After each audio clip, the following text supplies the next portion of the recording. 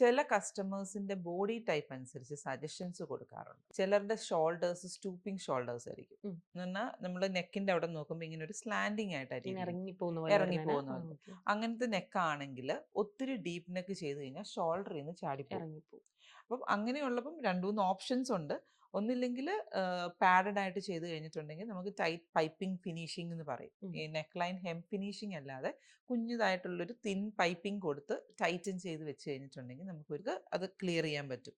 ഇപ്പം ഒത്തിരി ഡീപ്പ് നെക്കാണ് ഉദ്ദേശിക്കുന്നതെന്നുണ്ടെങ്കിൽ ഈ ഡ്രൂപ്പിംഗ് ഷോൾഡർ ഉള്ള ആൾക്ക് നല്ല ഡീപ്പ് നെക്ക് വേണമെന്നുണ്ടെങ്കിൽ ബാക്കിൽ ഡോറി, അതായത് കെട്ട് കൊടുക്കാം. പക്ഷെ കെട്ടിലും നിൽക്കുന്നതിനേക്കാളും സ്റ്റീപ്പാണ് ഷോൾഡർ എന്ന് വെച്ചോ.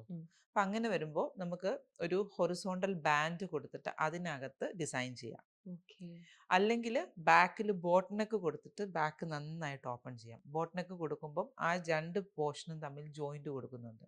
അപ്പം അതുകൊണ്ട് നമ്മുടെ അടുത്തുനിന്ന് മലന്ന് പോവില്ല. ആ നിർത്തി കൊടുത്ത് നിർത്താൻ പറ്റും. അപ്പം എന്നിട്ട് ബാക്ക് ഫുള്ള് തുറന്നു. മനസ്സിലായി.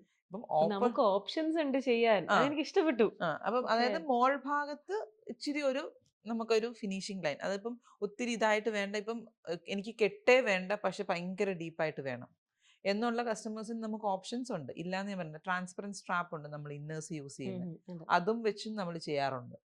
2 സൈഡിലും സി ഹുക്സ് കൊടുത്തിട്ട് ട്രാൻസ്പെറൻറ്റ് സ്ട്രാപ്പ് കൊടുത്തു കഴിഞ്ഞാൽ പുറത്തുനിന്ന് നോക്കുമ്പോൾ ആരും കാണില്ല.